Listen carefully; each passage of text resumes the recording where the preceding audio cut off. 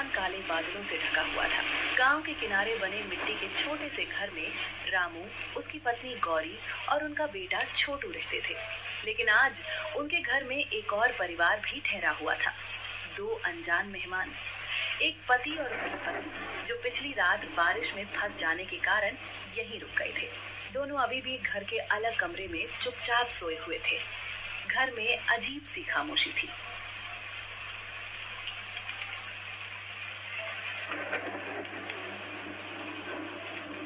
अजी, रात तो किसी तरह निकल गई, लेकिन अब सुबह हो गई है।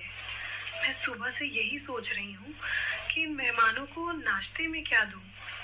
घर में आटे की डिब्बी लगभग खाली हो चुकी है। दाल भी बस मुट्ठी भर बची है। अगर सब कुछ आज ही बना दिया तो शाम को छोटू क्या खाएगा। मैं भी यही सोच रहा हूँ गौरी।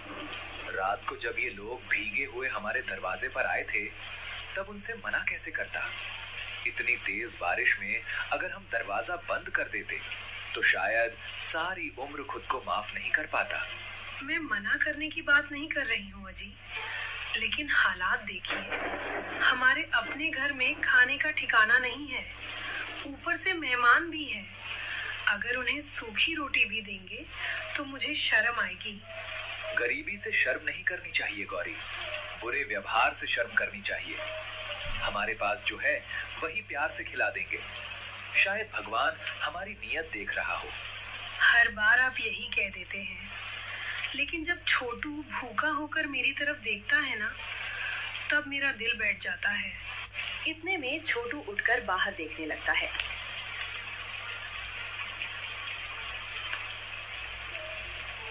बाबा, बारिश अभी भी नहीं रुकी।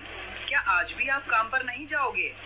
अगर बारिश थोड़ी भी कम हुई ना, तो मैं जरूर जाऊंगा, चाहे पूरा गांव घूमना पड़े।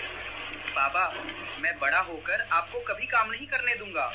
मैं बहुत सारे पैसे कमाऊंगा, फिर हमारे घर की छत भी नहीं बनवाऊंगा। रामू कुछ पल के लिए चुप हो जाता है। उसकी आंखें भर आती हैं। बस बेटा, भगवान करे तेरी हर बात सच हो। रामू बाहर बारिश देखने चला जाता है।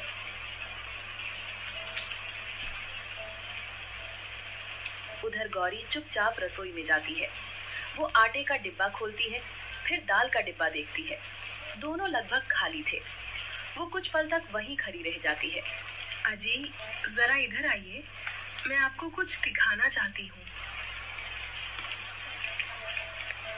क्या हुआ गौरी, इतनी घबराई हुई क्यों लग रही हो? देखिए, ये पूरा आटा बचा है, बस इतना। और ये दाल मुश्किल से एक बार की। तेल भी तली में रह गया है। नमक है, लेकिन नमक से तो पेट नहीं भरता। मैं रात से यही हिसाब लगा रही हूँ कि अगर सुबह मेहमानों को खिला दूँ तो दोपहर में छोटू क्या खाएगा, और अगर छोटू के लिए बचाकर रखूँ तो मेहमानों को क्या खिलाऊं। समझ ही नहीं आ रहा कि क्या करूं। मुझे पता था कि घर की हालत खराब है, लेकिन इतनी खराब हो गई है इसका अंदाजा नहीं था। मैं आपको इसलिए नहीं बताती थी क्योंकि आप पहले से ही परेशान रहते हैं, लेकिन अब छिपाने जैसा कुछ बचा भी नहीं है। सुबह से मेरा मन रो रहा है अजी। घर में मेहमान बैठे हैं और मैं उनके लिए ढंग की चाय तक नहीं बना पा रही। कई घरों के दरवाजे बंद थे। लोग खिड़कियों से बारिश देख रहे थे। रामू सबसे पहले गांव के बूढ़े किसान काका शंभू के घर पहुंचा। काका, काका, बाहर आइए।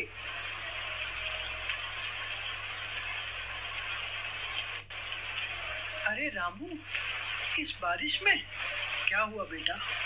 सब ठीक तो है? काका, कल रात 2 मुसाफिर मेरे घर रुके हैं।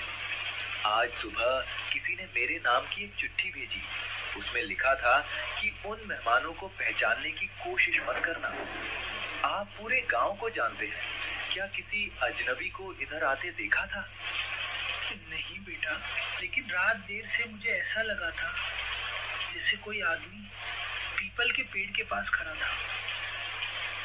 बारिश बहुत तेज थी, इसलिए चेहरा नहीं देख पाया। तू जरा संभल कर रहना। धन्यवाद काका। अगर कुछ और याद आए तो मुझे जरूर बताइएगा। रामू आगे बढ़ा। थोड़ी दूर पर हरिराम अपनी आधी खुली दुकान में बैठा था। लाला जी, मुझे उधार नहीं चाहिए, बस एक बात पूछनी थी। अब क्या पूछना है? क्या आज सुबह मेरे घर की तरफ किसी अजनबी को जाते देखा था? देखा तो था, एक आदमी काला कंबल ओढ़े तुम्हारे घर वाली तरफ गया था। मैंने आवाज दी, लेकिन वो बिना पीछे देखे आगे बढ़ गया। मुझे लगा कोई रिश्तेदार होगा। फिर वो वापस आया? यही तो अजीब बात है, मैंने उसे लौटते नहीं देखा। रामू का चेहरा और गंभीर हो गया। उधर घर में गौरी चूल्हे के पास बैठी बुझती आग को जलाने की कोशिश कर रही थी। बहन, मेरा मन बार बार घबरा रहा है। न जाने रामू कहाँ होगा। घर में खाने को कुछ नहीं बचा, ऊपर से ये रहस्यमयी चिट्ठी। ऐसा लग रहा है जैसे कोई अनहोनी हमारे आसपास घूम रही हो। हिम्मत रखो बहन, कभी कभी सबसे काली रात के बाद ही सबसे उजली सुबह आती है। मुझे विश्वास है तुम्हारे परिवार के अच्छे दिन बहुत दूर नहीं है। दोपहर ढलने लगी थी, बारिश अब भी लगातार हो रही थी, लेकिन पहले जितनी तेज नहीं थी। रामू भीगे कपड़ों में धीरे धीरे घर की ओर लौट रहा था। उसके मन में कई सवाल थे। चिट्ठी किसने भेजी? काला कंबल ओढ़े आदमी कौन था? और मेहमान आखिर क्या छिपा रहे थे? जैसे ही वह घर के पास पहुंचा, छोटू दौड़कर बाहर आ गया। बाबा, आप आ गए। माँ सुबह से आपका इंतजार कर रही थी। हाँ बेटा, बस थोड़ी देर लग गई। तेरी माँ कहाँ है? अंदर हैं, और वो चाचा चाची भी चुपचाप बैठे हैं। रामू अपने बेटे के साथ अंदर गया और अपने मेहमानों के साथ बैठ गया। अजी, आप ठीक तो हैं? इतनी देर क्यों लगा दी? मैं तो डर गई थी। कुछ पता नहीं चला गौरी, बस इतना मालूम हुआ कि सुबह कोई अजनबी हमारे घर की तरफ आया था, लेकिन वो वापस जाता किसी ने नहीं देखा। ये सुनते ही गौरी की नजर अनजाने में मेहमान आदमी की तरफ चली गई। वो शांत बैठा था। भैया, अब तो सच बता दीजिए, आप लोग कौन हैं और हमारे घर आने के पीछे असली वजह क्या है? कुछ पल तक खामोशी छाई रही। फिर मेहमान आदमी ने गहरी सांस ली। रामू, गौरी, मैं जानता हूँ कि अब तुम्हारे मन में डर भी है और शक भी, लेकिन मैं तुमसे एक बात कहना चाहता हूँ। आज तक हमने तुम्हारे घर में एक पल भी अपने आप को पराया महसूस नहीं किया। तुमने हमें बारिश से बचाया, भूखे रहकर खिलाया और बिना पूछे अपनापन दिया। ऐसा व्यवहार हर किसी के बस की बात नहीं होती। लेकिन आप मुझे जानते कैसे हैं? मेहमान आदमी ने धीरे से अपनी भीगी पोटली खोली। उसमें से एक पुरानी तस्वीर निकली। तस्वीर धुंधली थी, लेकिन उसमें एक जवान लड़का दिखाई दे रहा था। क्या तुम इस लड़के को पहचानते हो? रामू ने तस्वीर हाथ में ली। वो ध्यान से देखने लगा। अचानक उसकी आंखें फैल गईं। ये तो मेरा बचपन का दोस्त मोहन है। लेकिन ये तस्वीर आपके पास कैसे? मोहन मेरा बड़ा भाई था। सालों पहले वो इस गांव में रहता था। उसने मुझे कई बार तुम्हारे बारे में बताया था कि एक गरीब लड़का है जो दूसरों के लिए अपना हिस्सा भी छोड़ देता है। मैंने तब उसकी बातों पर ध्यान नहीं दिया, लेकिन कुछ महीने पहले भाई की पुरानी चीजों में तुम्हारा नाम मिला। तब मैंने सोचा कि कभी तुम्हें ढूंढूंगा। तो फिर वो चिट्ठी किसने भेजी? वो चिट्ठी मैंने नहीं भेजी, लेकिन जिसने भी भेजी वो शायद हमें पहचानता है। हम यहाँ किसी का बुरा करने नहीं आए। सच कहूँ तो हम तो बस एक रात रुकना चाहते थे, लेकिन तुम्हारा व्यवहार देखकर लगा कि भगवान हमें किसी खास वजह से यहाँ लाया है। रामू और गौरी एक दूसरे को देखने लगे। उनके मन का डर थोड़ा कम हुआ, लेकिन रहस्य पूरी तरह अभी भी नहीं खुला था। शाम होने लगी। बारिश अब हल्की फुहार में बदल चुकी थी। गौरी ने बची हुई थोड़ी सी दाल गरम की और सबको साथ बैठाकर खिलाया। इस बार किसी ने अलग थाली नहीं रखी। छोटू मेहमान आदमी के पास बैठा मुस्कुरा रहा था।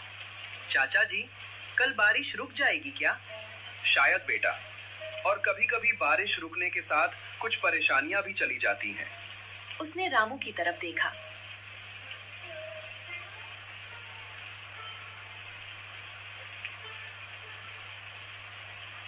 रामू, कल सुबह मैं तुमसे एक जरूरी बात करूंगा।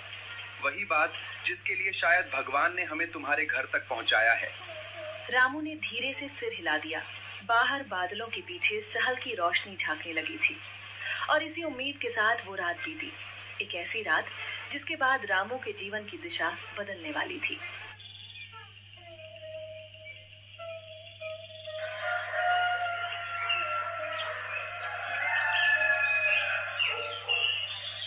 अगली सुबह होते ही बारिश लगभग रुक चुकी थी। कई दिनों बाद बादलों के बीच से हल्की धूप निकल रही थी, लेकिन रामू के मन में अभी भी बेचैनी थी। मेहमान आदमी धीरे धीरे उठकर बाहर आंगन में आया। रामू, आज वो समय आ गया है जब तुम्हें सब सच जान लेना चाहिए। मैं भी रात भर यही सोचता रहा साहब। आखिर आप है कौन? मेहमान आदमी ने अपनी जेब से एक पुराना चमड़े का बटुआ निकाला। उसमें से एक पहचान पत्र और कुछ कागज बाहर निकाले। मेरा नाम विजय है। मैं कोई साधारण मुसाफिर नहीं हूँ। मैं और मेरी पत्नी पिछले कई महीनों से अलग अलग गांवों में बिना पहचान बताए घूम रहे हैं। हम ऐसे लोगों की तलाश कर रहे थे जो गरीबी में भी इंसानियत न छोड़े।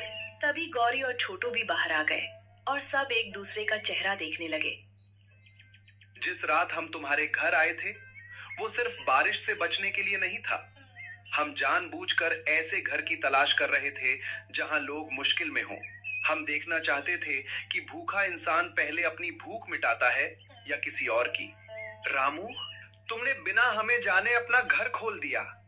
गौरी ने अपने बच्चे का हिस्सा तक हमारे लिए बचा लिया और छोटू ने कभी शिकायत नहीं की। तुम तीनों हमारी हर परीक्षा में सफल रहे। गौरी की आंखों से आंसू बहने लगे। तो वो चिट्ठी? वो हमारे साथ आए एक आदमी ने भेजी थी। हम देखना चाहते थे कि डर के कारण कहीं तुम हमें घर से निकाल तो नहीं दोगे। तभी बाहर गाड़ियों के रुकने की आवाज आई। गांव के कुछ लोग चौंक कर रामू के घर की तरफ देखने लगा। अच्छे कपड़े पहने कई लोग उतरकर सीधे विजय के पास आए। सबने आदर से सिर झुका दिया। अरे, ये तो कोई बहुत बड़े आदमी लगते हैं। रामू और गौरी बिल्कुल स्तब्ध रह गए। रामू, मैं करोड़पति हूँ। मेरे कई कारखाने और संस्थाएं हैं, लेकिन इतने बड़े घरों में भी मुझे तुम्हारे जैसा बड़ा दिल नहीं मिला। इतना सुनते ही गांव के लोग दंग रह गए। हरिराम, जिसने कभी रामू को उधार देने से मना कर दिया था, दूर खड़ा शर्म से सिर झुका चुका था। विजय ने अपने साथ आए लोगों की तरफ देखा। एक आदमी एक बड़ा बैग लेकर आगे आया। उसने बैग खोल दिया। अंदर नोटों की गड्डियां भरी हुई थी। रामू, ये 1 करोड़ रुपए हैं। मैं चाहता हूँ कि आज से तुम्हारी गरीबी हमेशा के लिए खत्म हो जाए।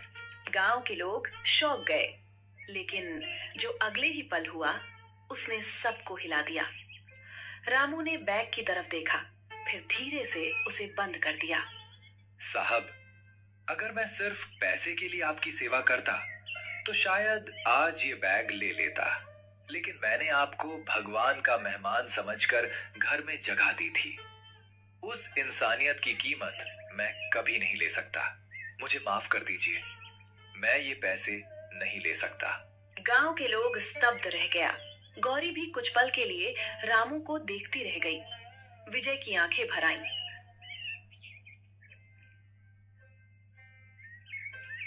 रामू, यही आखिरी परीक्षा थी और तुम इसमें भी सफल हो गए।